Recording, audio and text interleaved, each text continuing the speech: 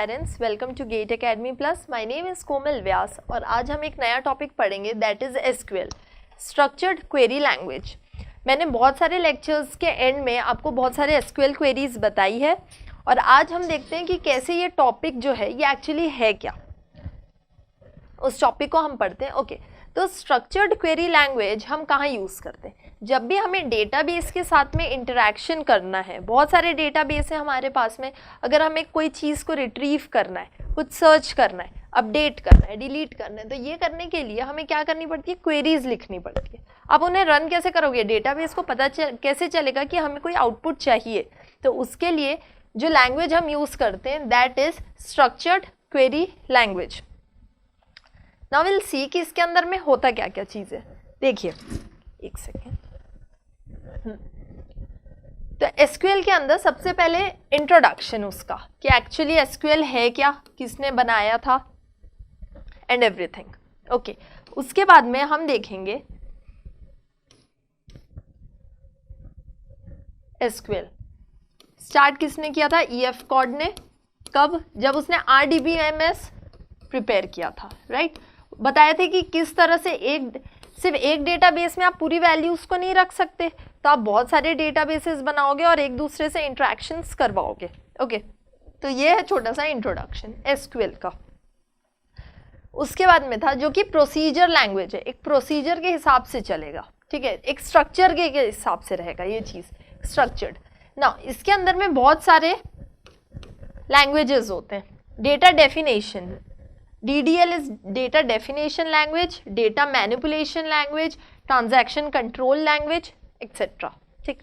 Definition language मतलब क्या हुआ? Data definition. अगर मुझे टेबल को क्रिएट करना है, ऑल्टर करना है, तो वो मेरा क्या हुआ? Data definition. मैनिपुलेशन का मतलब क्या हो गया? If I want to delete, if I want to update any value of that table, तो वो होता है data manipulation. Transaction control, transaction control भी हम पढ़ चुके हैं कि अगर मुझे कमिट करना है मेरे ट्रांजैक्शन को या फिर मुझे रोल बैक करना है, अबॉर्ट करना है, तो उसके लिए हम क्या पढ़ते हैं? TCL। उसके बाद में एसक्यूएल के अंदर में आते हैं बहुत सारे ऑपरेटर्स। ऑपरेटर्स कौन कौन से होंगे? इक्वल टू का साइन हो गया, greater than, smaller than, not equal to and many more. ये आप सब यूज़ कर सकते हो। इनके अलावा अगर आप चाहते हो कि आपकी क्वेरी और जल्दी फास्ट रन हो, तो आप क्या करोगे? बहुत डिफरेंट फंक्शंस यूज़ करोगे, टेबल्स को ज्वाइन करोगे। बहुत सारे कीवर्ड्स भी होते हैं इसमें। फॉर एग्जांपल कौन से कीवर्ड्स होते हैं? इन, ऑल, एनी, एग्जिस्ट्स। ये सब के बारे में हम पढ़ेंगे जब हम will study with the nested queries. जब हम नेस्टेड और सब क्वेरीज से डील करेंगे ना, उस टाइम पे ये सब के यूजेस आएंगे। ये आपके कीवर्ड्स होते हैं, ठीक है, जिन्हें हम अगर क्वेरी में यूज़ करते हैं तो हमारी वैल्यूज़ क्या होंगी? बहुत जल्दी फैच होएगी। तो इससे क्या होएगा? आपके सर्चिंग टाइम कम होगा। Operator, clauses. एक क्वेरी में हमारे पास क्लॉज होते हैं। कौन कौन से? एक होता है सिलेक्ट क्लॉज, कि मुझे कौन कौन से कॉलम हम मेरे आउटपुट में चाहिए, तो वो होगा मेरा सिलेक्ट। किस टेबल में से चाहिए? Where clause, from clause, having, group by clause,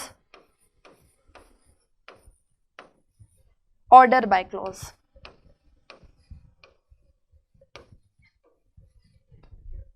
ये क्या है? डिफरेंट क्लॉजेज हैं हमारे पास में कि how they work in SQL. उसके बाद आता है आपका एग्रीगेट फंक्शंस। एग्रीगेट फंक्शन के अंदर में क्या आएगा? जो भी हम फंक्शंस यूज़ करते हैं हमारे क्वेरी में। फॉर एग्जांपल मुझे मैक्सिमम वैल्यू चाहिए, मुझे मिनिमम वैल्यू फाइंड करना है, सम,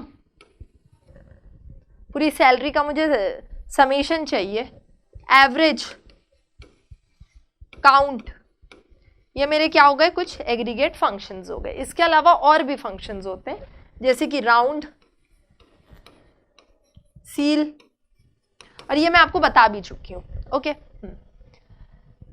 नेक्स्ट है जॉइंस एंड नेस्टेड क्वेरीज। ठीक है, जॉइंस मतलब क्या होता है? हमने पढ़ा था कि दो टेबल को अगर मुझे ज्वाइन करना है, ठीक है, कॉलम वाइज मुझे क्या चाहिए, वैल्यूज चाहिए कॉलम वाइज। ज्वाइन क्या करता है, कॉलम्स को ज्वाइन करता है, तो ये आपके क्वेरी के अंदर आती है। जब आप क्वेरीज लिखोगे उसके बाद में आपका ज्वाइन क्या करता है, परफॉर्म करता है। नेस्टेड क्वेरी, एक क्वेरी है उसके अंदर में अगर मैंने दूसरी क्वेरी भी लिखी है, ठीक है, वो होती है मेरी नेस्टेड। और इस तरह से मैं कम से कम 255 लेवल्स तक क्या कर सकती हूँ, अपनी सब क्वेरीज को लिख सकती हूँ। हर RDBMS जो है वो अलग अलग सेट करके रखा है कि आप कितने लेवल तक, हर सबका लेवल अलग होता है कि आप किस लेवल तक परफॉर्म कर सकते हो आपकी क्वेरीज को। आफ्टर दिस लास्ट आता है आपका PLSQL, procedural language structured query language. अब PLSQL क्या बोलता है, ट्रिगर्स। DBMS में एक बहुत इंपॉर्टेंट टॉपिक होता है triggers, cluster, sorry not cluster, cursor, cursors, triggers, ये सब पढ़ते हैं हम किस में, PLSQL में। इसको भी हम पढ़ेंगे कि PLSQL क्या है, ये भी मैं आपको बताऊंगी। फिलहाल SQL के लिए इतना ही इंपॉर्टेंट है जो आपको पता होना चाहिए। Okay, this is just the basic introduction कि SQL के अंदर में क्या क्या होता है। वही चीजें repeatedly, it is a structured query language used for storing and managing the data in RDBMS. Okay, it allow users to query the database in a number of ways. अब बहुत सारे वे में क्या कर सकते हो, क्वेरी कर सकते हो। It is a domain specific language. Obviously एक पर्टिकुलर एरिया में ही आप SQL को यूज कर सकते हो, डेटाबेस में। आप किसी और डोमेन में इसको वर्क नहीं करा सकते। It is declarative and it is, और ये एक ऐसा स्ट्रक्चर्ड लैंग्वेज है जो कि केस सेंसिटिव नहीं है। अगर मैं सिलेक्ट का S बड़ा लिखूं या मैं छोटा लिखूं, इट विल रन, दोनों में ये वर्क करेगा। जैसे ये प्रॉब्लम होती है जब हम CPP पढ़ते हैं, उसमें ये प्रॉब्लम आती है क्योंकि वो क्या होता है, आपका केस सेंसिटिव होता है। वहाँ आप एक भी वर्ड, एक भी कीवर्ड का कैप्स का उसको स्मॉल में नहीं लिख सकते, स्मॉल को कैप्स में नहीं लिख सकते। लेकिन यहाँ पे ऐसा नहीं है, स्ट्रक्चर्ड लैंग्वेज को आप जिस भी फॉर्म में लिखना चाहो आप लिख सकते हो, वो आपको वैल्यू देगा। It is not case sensitive. Advantages, okay, SQL के एडवांटेजेस क्या है, हाई स्पीड, बहुत ज़्यादा कोडिंग की, कुछ कोडिंग की ज़रूरत है ही नहीं इसमें। हाँ, क्वेरीज आपको याद रखनी पड़ेगी कि वो वर्क कैसे करेगा। Interactive language, multiple data views, okay, एक साथ हम बहुत सारे टेबल्स को भी व्यू कर सकते हैं। ओके, अब हम पढ़ेंगे what is nested query. Nested queries क्या होती है और जिन्हें मैं क्या बोलती हूँ, सब क्वेरीज क्या होती है। Will see to it.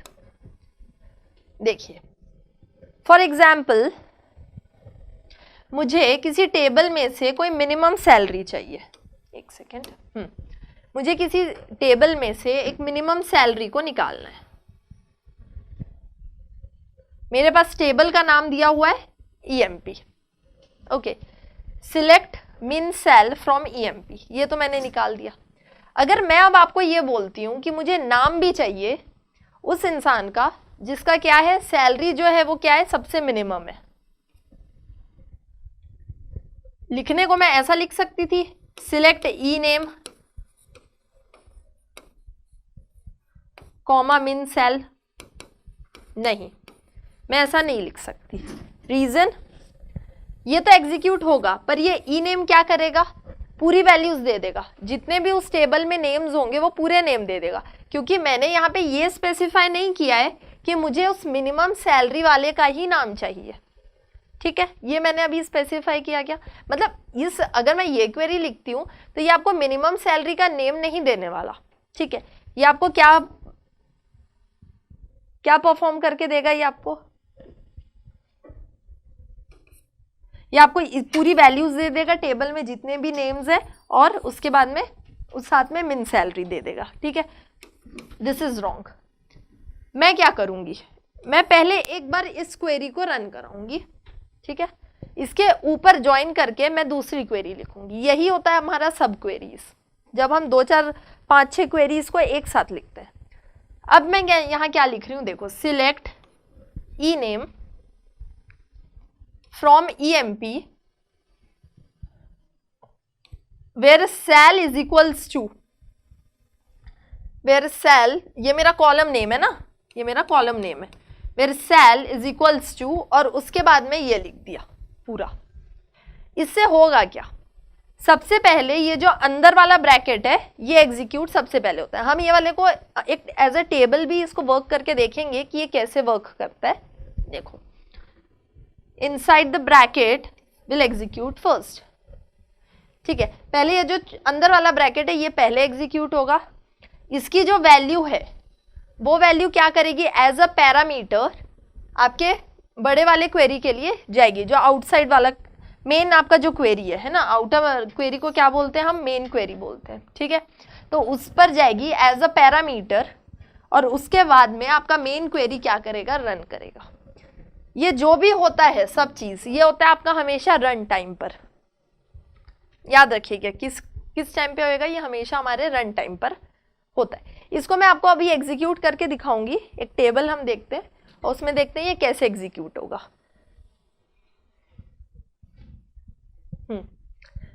यहाँ ये सिर्फ इंट्रोडक्शन वाला पार्ट है, इसमें मैंने सिर्फ आपको इंट्रोडक्शन बताया है सब क्वेरीज का। अब देखिए मैक्सिमम आप 255 लेवल्स तक सब क्वेरीज को बना सकते हो। कैसे, देखो, ename from EMP where sal equal to, ये देखो ये एक सब क्वेरी हो गई, सॉरी ये, हाँ यहाँ पे, ठीक है, where department number equal to, उसके बाद में ये दूसरी सब क्वेरीज हो गई, ठीक है। ऐसी आप third, fourth, fifth and so on. तो सब क्वेरीज के लेवल आप कहाँ तक पहुंचा सकते हो, 255 तक, ओके। ज्वाइन, देखो ज्वाइन में भी हम क्या कर रहे थे, दो टेबल्स को ज्वाइन कर रहे थे और वैल्यूज ला रहे थे। इसमें भी हम ऐसे ही कुछ कर रहे हैं, ठीक है, लेकिन ये हम सिंगल एक ही टेबल पे हम क्या कर रहे हैं, बहुत सारी क्वेरीज लगा रहे हैं। वहां क्या हो रहा था, दो टेबल को ज्वाइन करने के लिए हम एक क्वेरी को लिख रहे थे, ठीक है। ये लाइन बहुत जरूरी कि जो ज्वाइंस होते हैं ना, they are always faster than the sub queries. सब क्वेरी से ज्यादा फास्ट रन कौन करते हैं, ज्वाइंस करते हैं, ठीक है। Larger the levels of the सब queries the slower it will be, जितने ज्यादा आप लेवल बनाओगे उसके उतना ज्यादा आपका सब क्वेरी क्या करेगा, स्लो रन करेगा, ठीक है। नाउ ये एक बहुत इंपॉर्टेंट चीज़ है कि आप एक ही टाइम पर एक ही डेटा पर डिलीट और अपडेट दोनों परफॉर्म नहीं कर सकते, ओके। वो रीड राइट प्रॉब्लम में आ जाएगा वो चीज़। सेकेंडली मैं ये बताना चाहूँगी कि आज के टाइम पर देखें तो डिलीट जो है ना वो रिकमेंडेड है ही नहीं। आप डिलीट क्वेरीज को ज़्यादा रन नहीं कर पाते। जब आप भी बड़े एडमिनिस्ट्रेटर्स बनोगे किसी कंपनी में तो वहाँ पे आपको ये चीज़ ट्रेनिंग में बताया ही जाएगा कि आप डिलीट को मत यूज़ करो।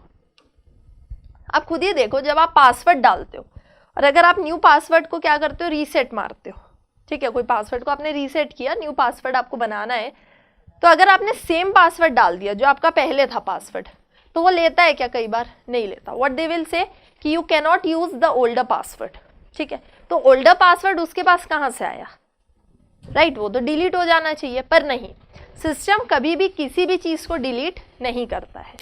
ये रिकमेंडेड है कि आप डिलीट मत करो, बेस्ट चीज़ है, तो इसलिए बहुत कम ही इसका यूज़ किया जाता है रियल टाइम पे, ठीक है।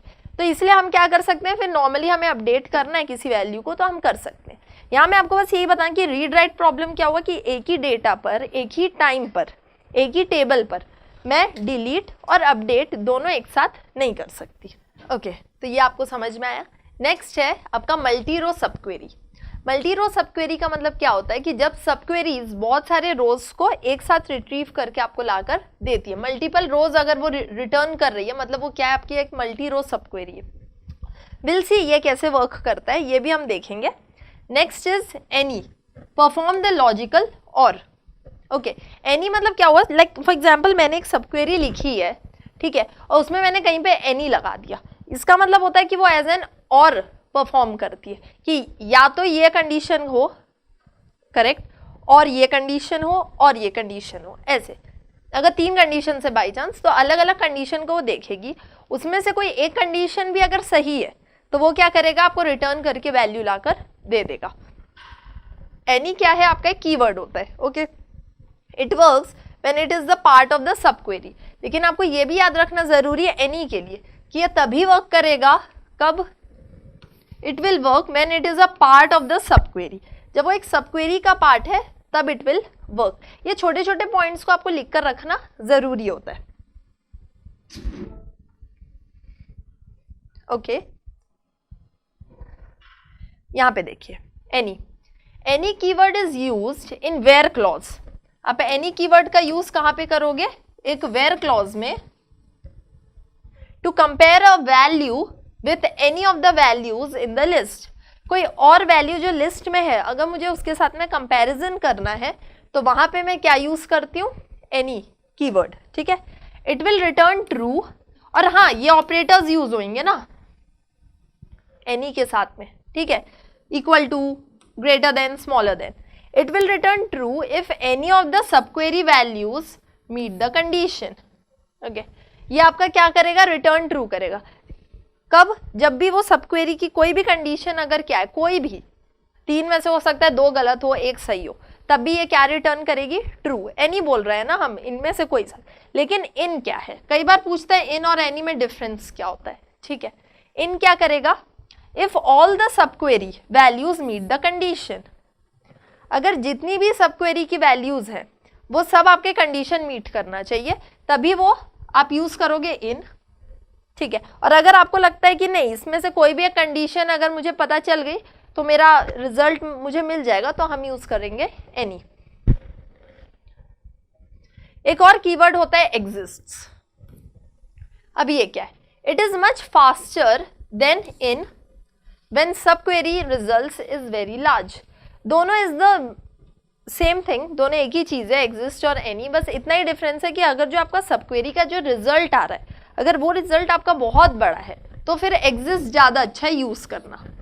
और इन कब है यूज़ करना ठीक? जब आपका जो सब क्वेरी का रिजल्ट हो बहुत छोटा हो, स्मॉल हो, ठीक है। तो अगर सब क्वेरी का रिजल्ट आपका बहुत स्मॉल है तो फिर in is faster than exist. और अगर सब क्वेरी रिजल्ट बहुत ज़्यादा लार्ज है तो exist is much faster than in.